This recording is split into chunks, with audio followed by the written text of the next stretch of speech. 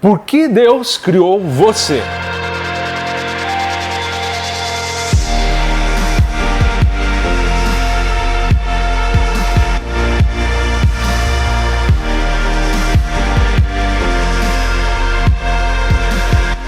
Fala pessoal, muito bom estar aqui com vocês mais uma vez e não esqueça de seguir o nosso canal, aperta aqui embaixo, nos acompanhe, dê uma curtida.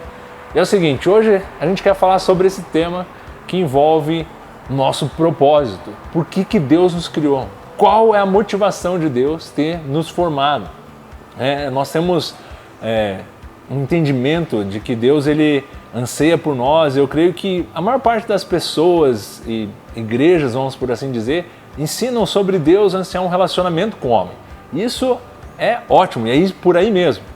Só que o nosso problema é que a gente acaba entrando num paradigma dentro das nossas mentes, crendo que Deus ele nos criou para alguns motivos que estão meio equivocados.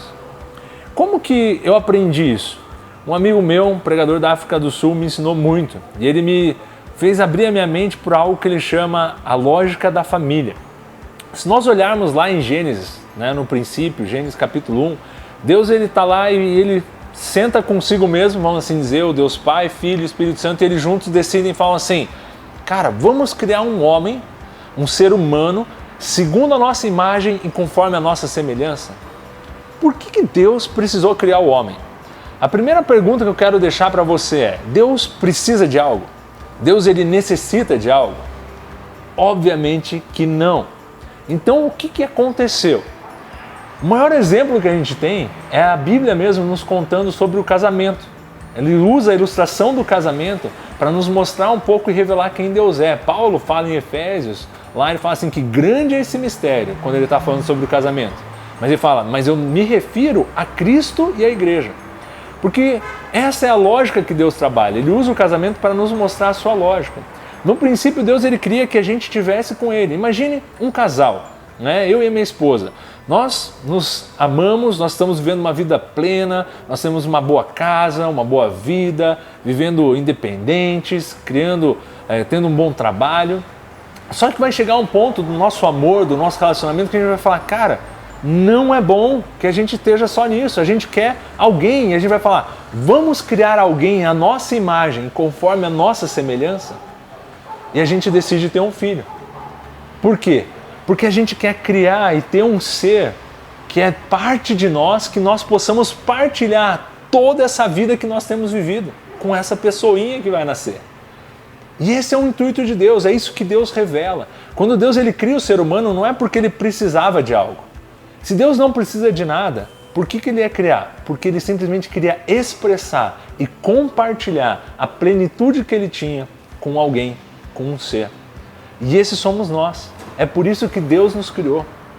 Então, olhe bem para isso. Você imagine se você tem um filho, não sei se você é um filho apenas ou se você já tem filhos, mas qual pai, ele pensa e fala assim, hoje eu preciso limpar a casa. Poxa, seria bom se eu tivesse uns 2, 3 filhos para limpar a casa.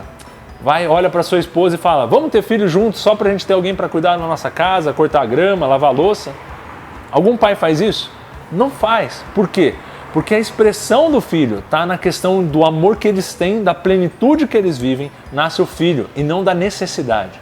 Então o teu propósito que você foi criado não pode estar baseado naquilo que você possa fazer para Deus. Se você pode servi-lo, se você pode adorá-lo ou qualquer coisa assim. Porque Deus ele não te criou para suprir algo que ele precisava. Mas você foi criado com o único propósito de partilhar a vida de Deus. E aí que entra o pecado no mundo. Qual foi o pecado de Adão e Eva? Foi decidirem não partilhar mais da vida de Deus. Eles se separaram. Quando eles comeram daquela árvore, simplesmente eles estavam decidindo viver a sua vida longe de Deus. E esse era o pecado deles. Que eles estavam se afastando daquilo que Deus ansiava para eles.